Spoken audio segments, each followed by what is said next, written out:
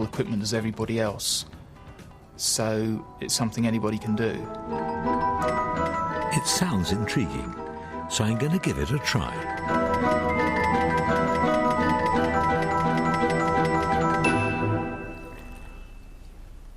So, Andy, what mental torture have you got for me this morning?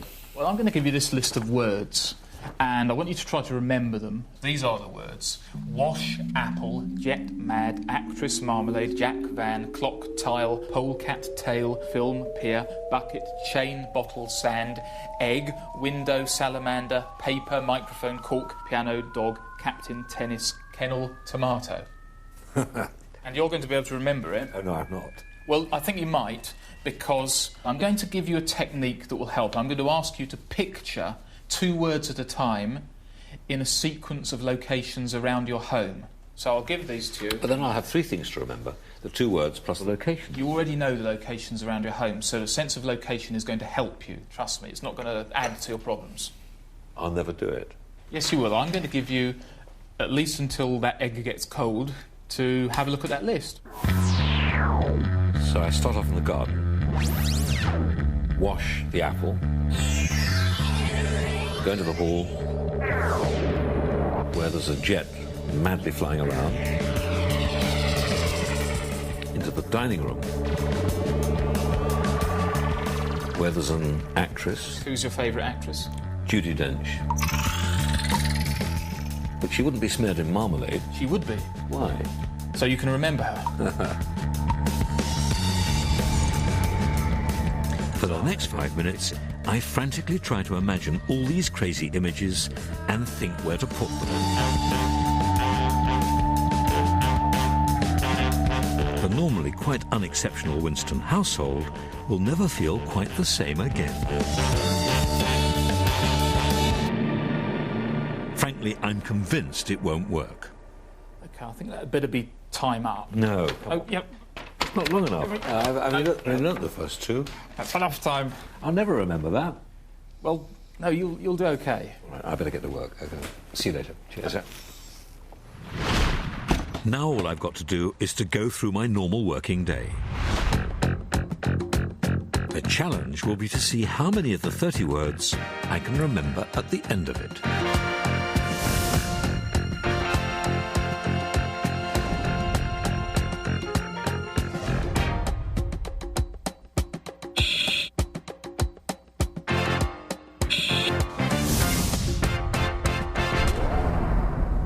Do you think you can remember any of the words I gave you earlier today? Well, I'll give it a go.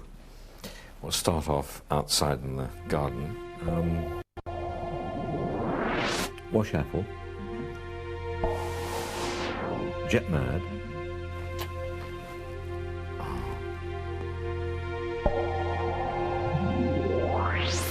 Actress, marmalade. Jack Van.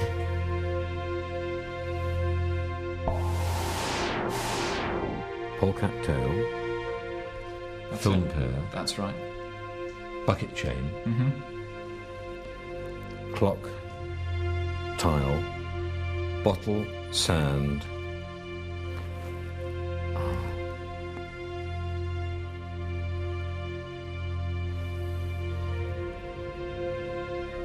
OK, try to remember the room you were in when you thought of those words.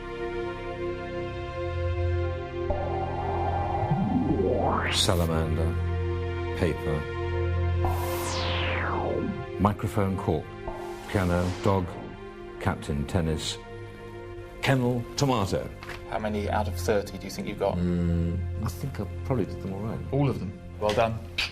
So it works. Of course it does. When we use a simple story to memorise facts, we're creating several pathways to where those memories are formed in the brain. It's as if, instead of lining up one set of dominoes, we're setting up several.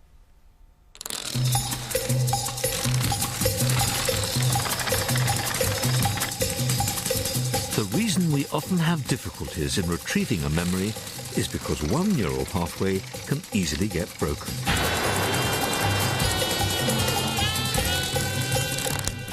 But by having several different pathways to a memory, it means that if one doesn't manage to reach it, another one will. That's the advantage of the story technique. It creates lots of neural pathways in our brain. And all our brains can work in this way.